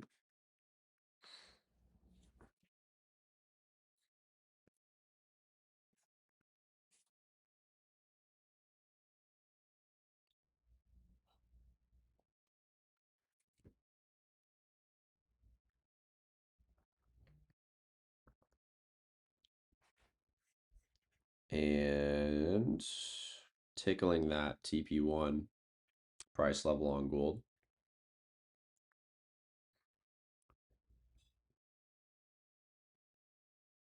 Yeah, there it is. All right, I'm going to move break even. So I'm in here, break even. If you want a partial, now's probably a good time to partial as well at TP1. And yeah, wouldn't be opposed to holding this for TP2. 5-minute time frame perspective, this is where we're currently trading. Could get a bounce and reaction off of here, which is why I personally decided to go break even on the trade. All right, this is a breaker block. We could get a bounce from this breaker block to continue higher. We're also filling the fair value gap from the news candle. And so there's a couple areas of confluence in the same vicinity, and so we could very easily get a reaction off this. But so far, I mean, we're respecting 1-minute time frame bearish PD arrays. Now it's just a matter of, are we going to find any sort of support to hold price and get a bounce off this, or does this whole move get like taken back? In which case that would be phenomenal, right? Because we're in the shorts for that. Sometimes you playing the retracement means you catching kind of the top of the reversal. Not saying that that's, guaranteed what's happening, right? But I'm not opposed to that happening. Let's see. Ooh, BTC, what you got for us? What you got for us, BTC? Let's see. So we're sweeping this first low. We got 9:30 market open in about 15 minutes. So let's see what happens with Bitcoin after 9:30 as well. I feel like indices are probably seeing something similar. Yeah, continuing to sell off.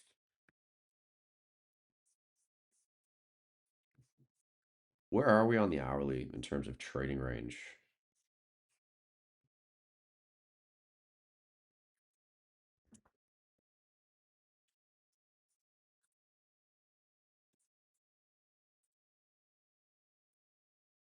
Interesting. Okay. Yeah, I would look for inversions out of this. I would look for inversions out of this on the 3-minute.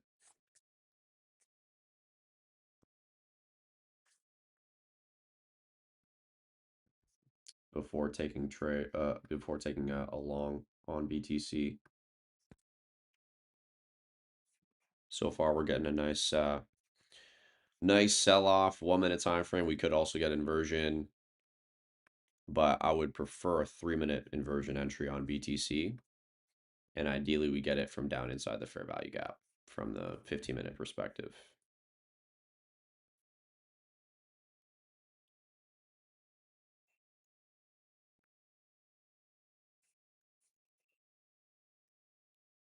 And then I want to know if we get candle closure above this.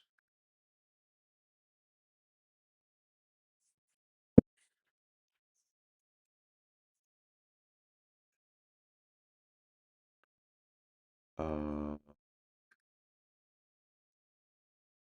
Greater than. Wait, where's the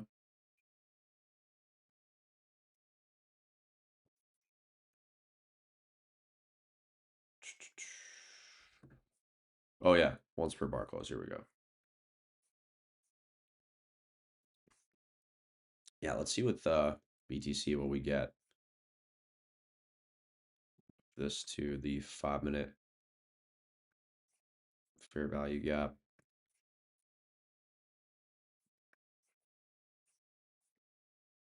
Yeah, so we're getting a nice bounce off this area on golds.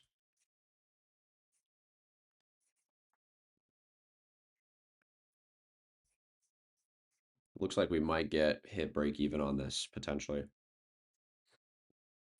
And then silver, yeah, silver is looking like we're gonna trade higher as well.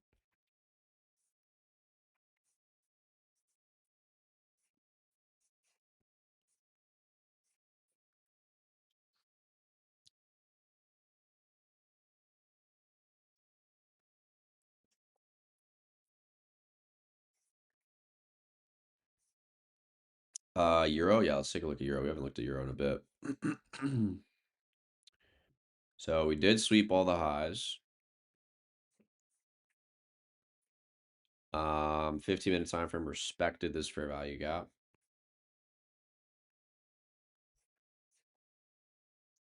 Nice reaction off that fair value gap. And looking like we're gonna probably get another move towards this 15-minute order block. So that's really what I'm going to be waiting for on euro.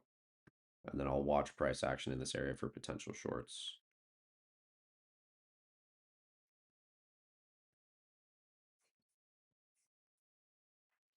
Did I get hit out of gold? Let's see.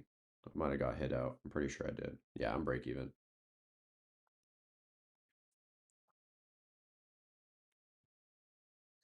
So if you took partials, little small win on gold for the shorts, but I am officially out of the trade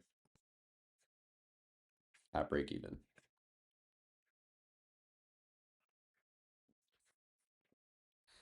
We definitely got a nice reaction off this breaker block on the 5-minute. Pretty clean bounce. Pretty clean bounce.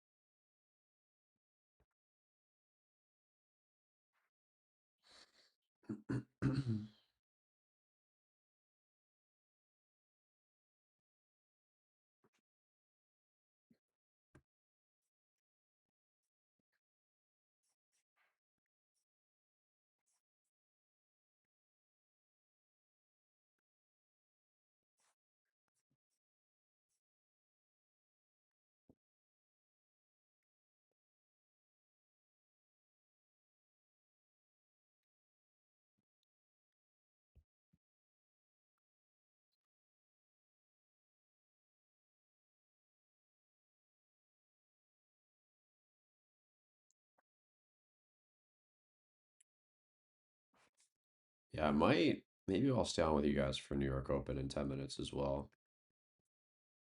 Wasn't planning on doing a 2-hour stream, but we might just have to. Might just have to.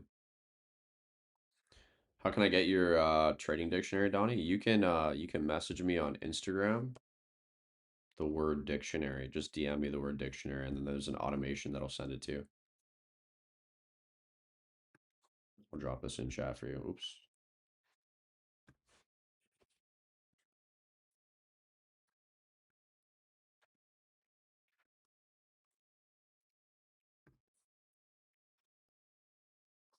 Oh wait. Cannot. Oh, here we go. Got it. Cool.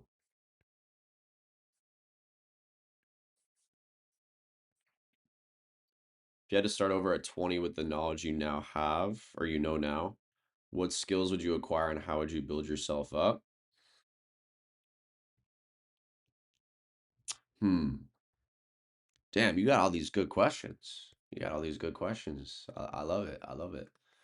I would say if I had to start over at 20, the first thing I would have done is like seeked out a mentor immediately, um, as opposed to trying to figure it out on my own for the first year. That would have been probably like the biggest thing I would have changed. And then the skills that I would have acquired would have been number one, sales, number two, communication or speaking.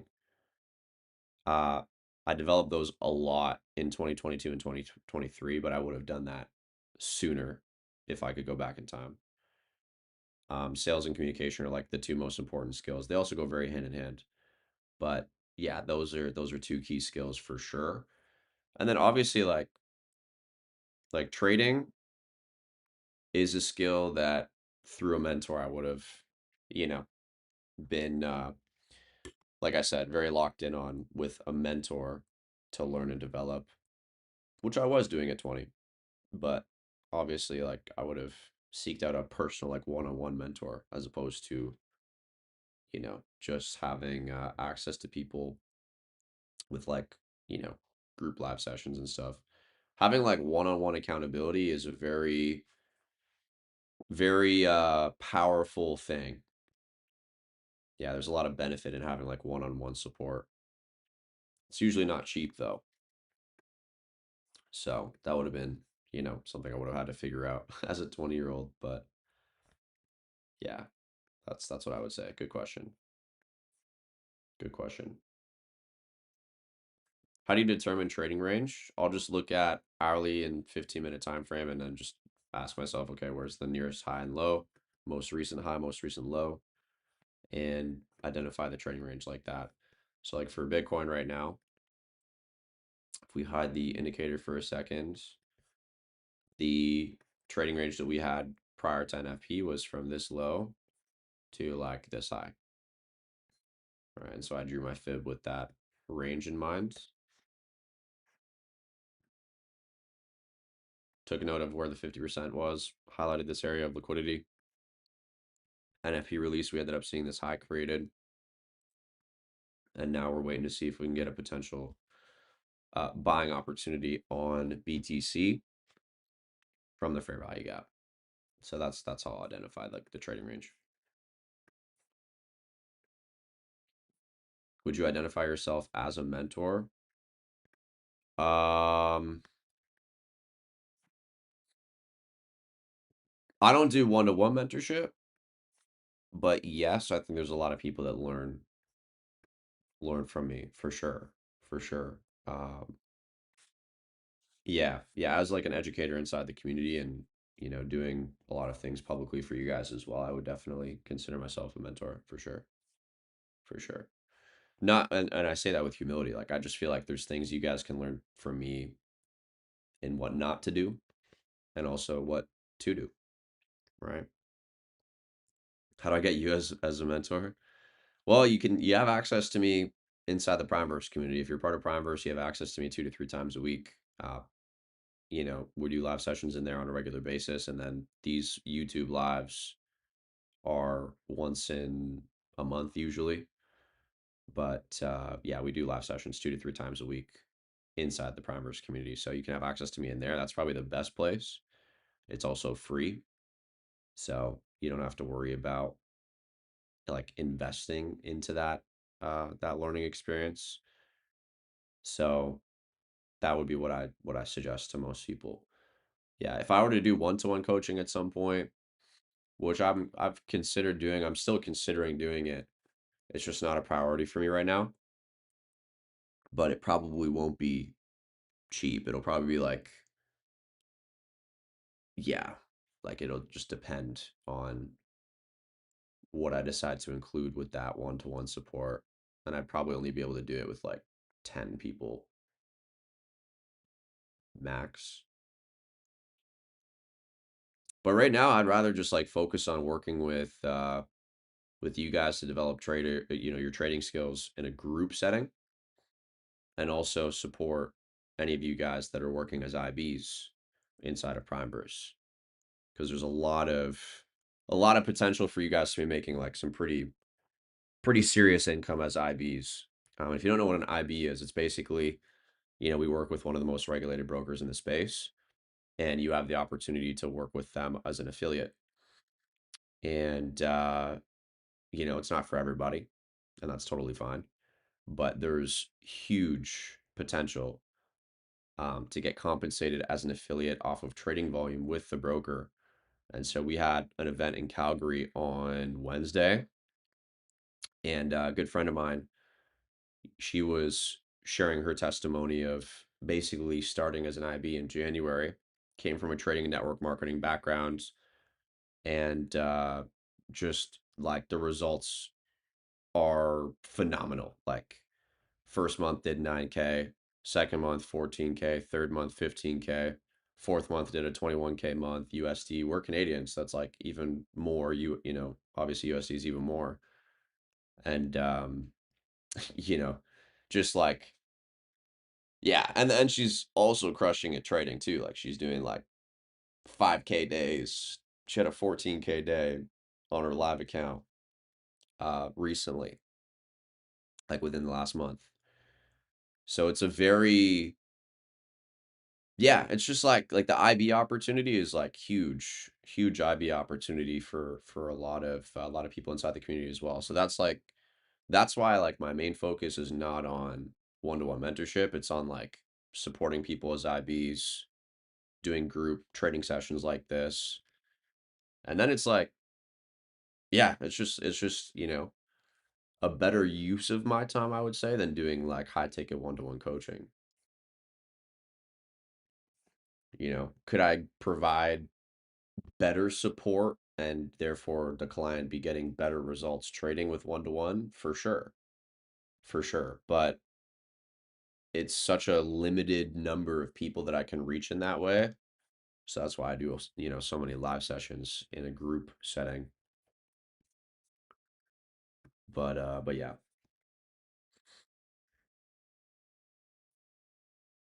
Yeah, we're going to be doing a trading boot camp in Toronto on the 15th, I believe. If you hit me up on Instagram, I can send you the details on it. I still have to like get all the information, but we're going to be doing a big event on the 15th of May. So that's, I think, next Friday. Is it next Friday or Saturday? Let me look. Yeah, next Friday. Next Friday. I believe it's going to be next Friday. I'll have to confirm. That's why, I've been telling everybody to hit me up because I got to wait to get the details confirmed. But yeah, May 15th in Toronto. So if you want to come through for that, if you're from Toronto, you're welcome to. It'd be great to meet you guys and see you guys. You could be a D1 course seller selling a course for 20K. I just don't care to, man. Like I could definitely do it. I would be making more money than I am right now by adding another revenue stream from selling courses, but like I would rather educate for free and just give in a way that is, to everyone's benefit than to just try and like milk the course selling guru industry. Like it's such a yeah, it's not my thing. It's not my thing. If I was gonna do it, it would be like one-to-one, like very um yeah, one-to-one, very like structured high ticket one-to-one mentorship like that. Yeah. And like the testimonials and the people we would work with would be like really good. But again, it's just not a priority right now for me.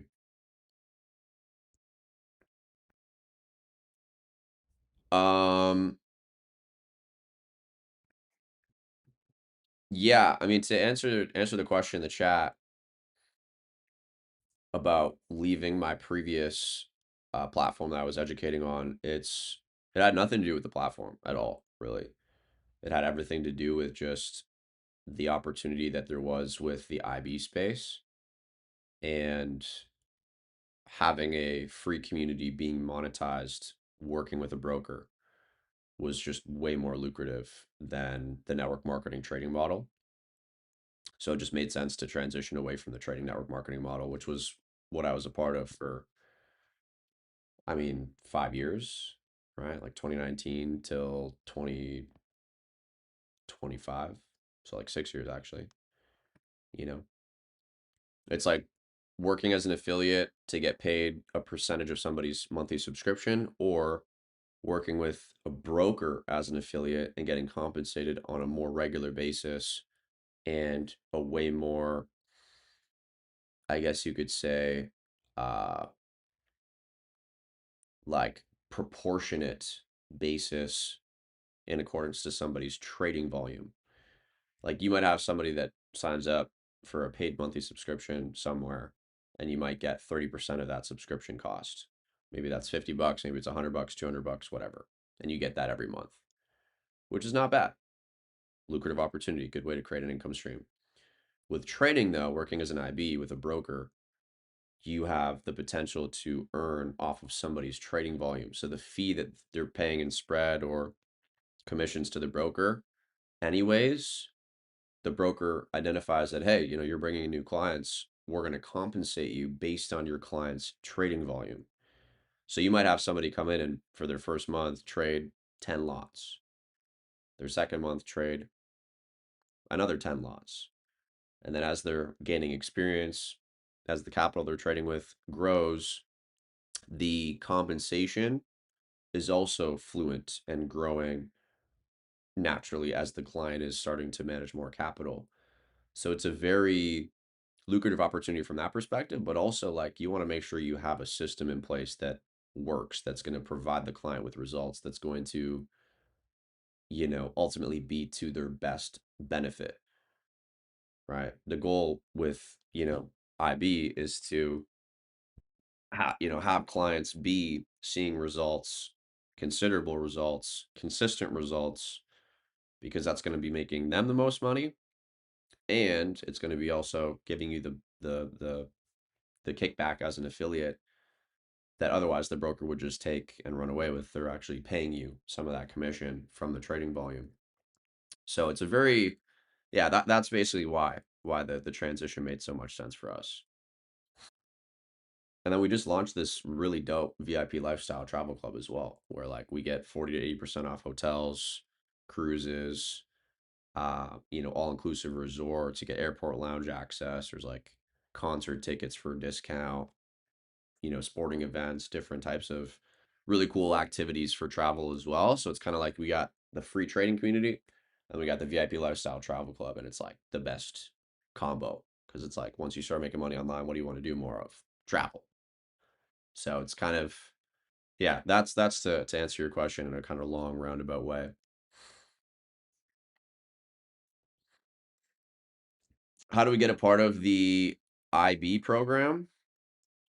Um, well, the first question I would ask you is, are you a part of Primeverse? Because that's the prerequisite, right? Are you a part of Primeverse? If so, you can reach out to whoever you're working with inside of Primeverse and they can get you more info on becoming an IB. And if you're not a part of Primeverse, you can check out this site and get some more info on the platform, see if it's a good fit for you. And yeah, you can apply for access from here as well. So this is like a quick video. I kind of break everything down, steps on how to get access. You have to have a live account. That's the only prerequisite. There's no cost associated monthly or, for being a part of the community. You just got to make sure you're set up with PU Prime, which is the broker partnership that we have, and make sure you're trading with a live account. It's the only requirement. So yeah.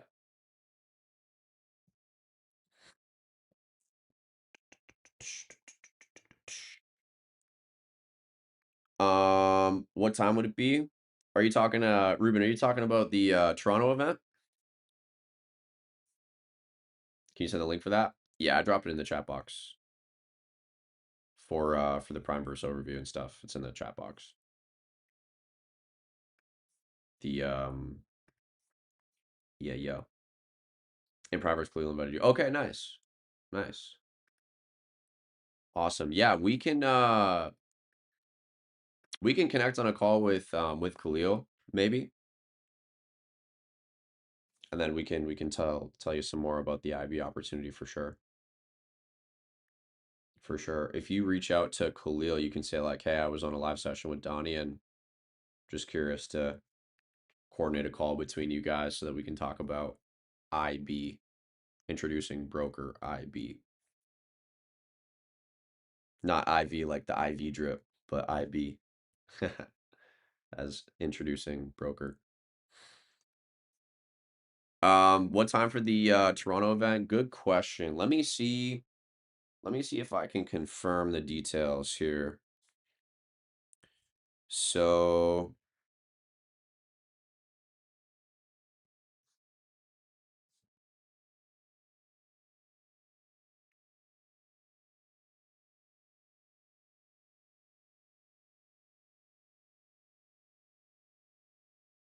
it's gonna be in the evening. I think it'll be like 6, 7, 6 or 7 p.m.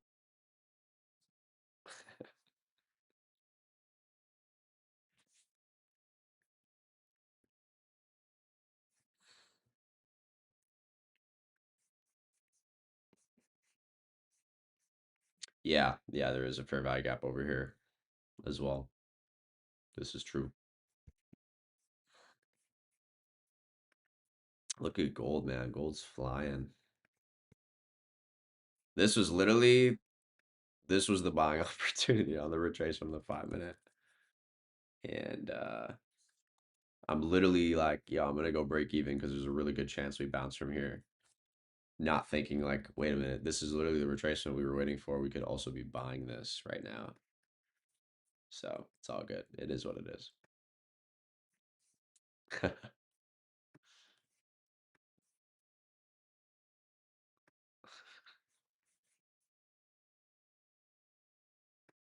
That works for me. Need to bring champagne. Hey, if you want to bring some champagne, I'm down. I'm down.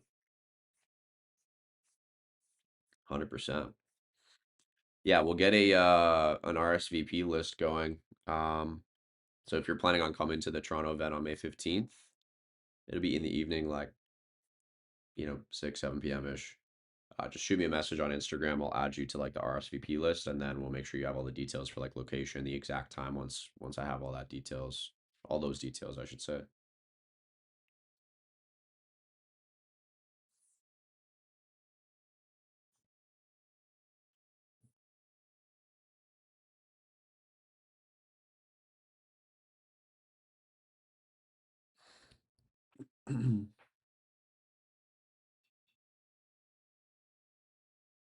In other news, I've been watching the Smart Money 2.0 course content that I recorded.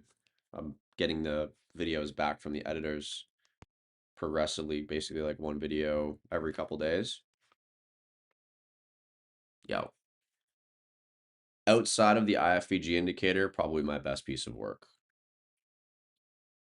That course is going to be phenomenal and available inside of Primeverse for free under the advanced courses section once it's done. So look forward to that. That'll be exciting for everybody. We're gonna, strive to get that out as soon as we can. But yeah, just progressively going through the recordings and everything, and yeah, it's gonna be good. Yeah, sounds good. Sounds good. We'll make sure everybody's aware of the event for Toronto for sure. Smart Money Bootcamp. Yeah, exactly. Um there's one accessible in here already that you can go through, but I recorded a full Smart Money course, A to Z, kind of everything that I've learned over the past, 8 years in the industry. And yeah, really good stuff. My best piece of work when it comes to course content for sure. And so yeah, we're in the process of editing it all. We don't have like a timeline right now. We're just kind of going like one video at a time until we get through them all. And then we'll probably do like a whole marketing campaign and, market it like crazy. And then we'll launch it inside the community after we've done some marketing for it.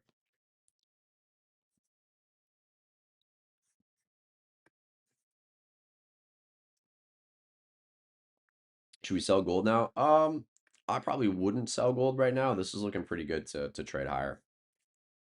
I'd like to see gold like, yeah, I think this is going to be the extent of the sell-off we get today. I don't think we're going to end up trading to this lower point of interest. We could maybe in the afternoon session, but this is looking pretty good to just continue rallying.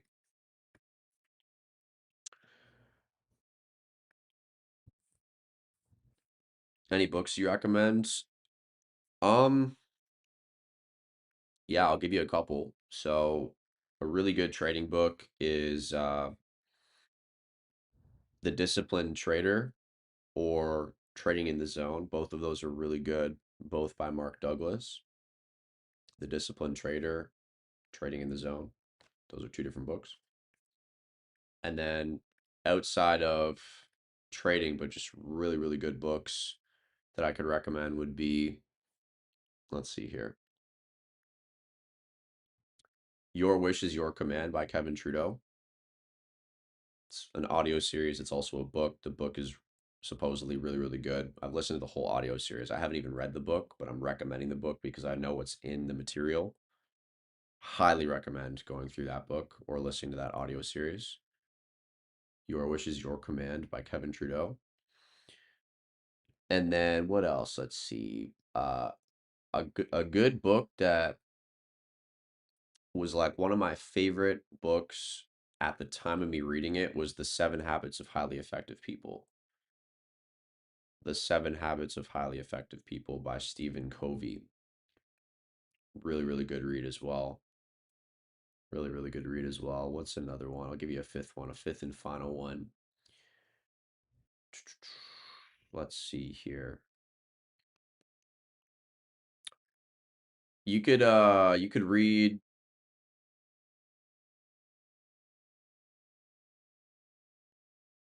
Oh man, there's so many good ones. I'm trying to choose like which one would be a good fit among these five or four that I've already given.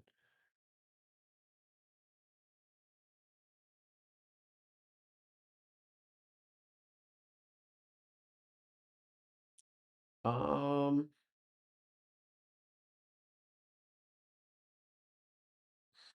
yeah, yeah, all right. I'm gonna go with this one. I was thinking it might be a little bit too cliche, and you guys probably have heard of it, but Think and Grow Rich by Napoleon Hill. Super good. Really, really good stuff. I mean, front to back, the chapters are phenomenally written. The stories are really great, and it literally works. Like it's really, really good. Really, really good book as well. So, do you take that buy on BTC? Nope. We're still waiting for IFEGs inside the fair value gap. We haven't gotten in the fair value gap yet. I don't think. Let's see. Yeah, not yet. So I'm waiting for my alert to go off, and then I'm gonna look for IFEGs on the 3 minute in here. And we might not get it. We might just continue lower too, right? So still sitting on my hands for Bitcoin.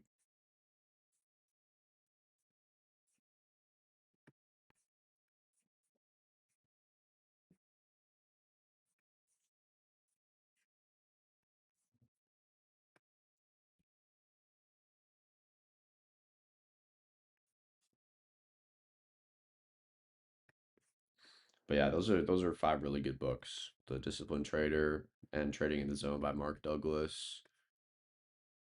Seven Habits of Highly Effective People by Stephen Covey. Your Wish is Your Command by Kevin Trudeau, and then Think and Grow Rich by Napoleon Hill. Definitely five really, really good books. All right, guys. Well, I think I'm gonna call it for the day, to be honest. Um, Not really any point of sticking around on the charts. Definitely some good opportunities this morning. We had a nice little official trade that we executed for shorts on gold, hit TP1 prior to going break even. The buys, which we were waiting on, we ended up seeing a pretty nice reaction off the breaker block on the 5 minute. And definitely was a good opportunity for longs. We didn't focus on it as much. but good potential there. And then BTC and leaving the session, for those of you that are looking for kind of something to keep on the radar screen, you can wait for price to trade into this area. It's really between 79,565 and 79,400, we'll call it. Looking in that that trading range, that price range for an opportunity using the IFVG indicator from the 3-minute time frame. That's what I would be looking for specifically. So wait for price to trade into here.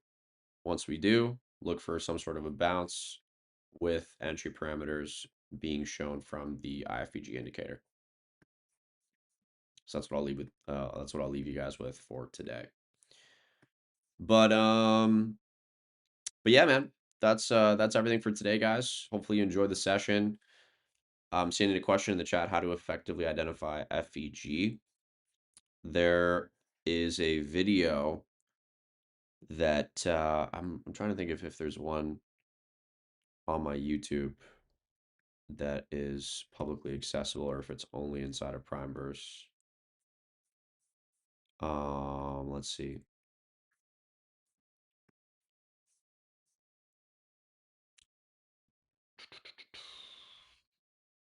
I mean, I think this video goes over it. So let me share this video in the chat.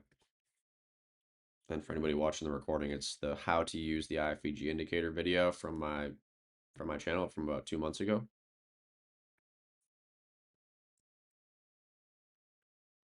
But yeah, this is the link to the training. Oh, there's the BTC alert. Now we wait. Wait for a 3-minute inversion. Okay, cool, guys. Well, yeah, that's everything for today. Hopefully you enjoy the session. Much love, everybody. We'll be back on Sunday for Market Outlook in the evening. For those of you that are a part of the Primeverse community, I'll see you all there. And with that being said, for those of you that are on YouTube, would love to have you inside the Primeverse community. Check out the website. The links in my Instagram bio if you didn't click it from earlier in the stream if you want to learn more about it. And until next time, everybody, see you all on YouTube again in the near future for another live news trading session. But for now, much love. Peace out. Have a fantastic weekend, everybody. Cheers.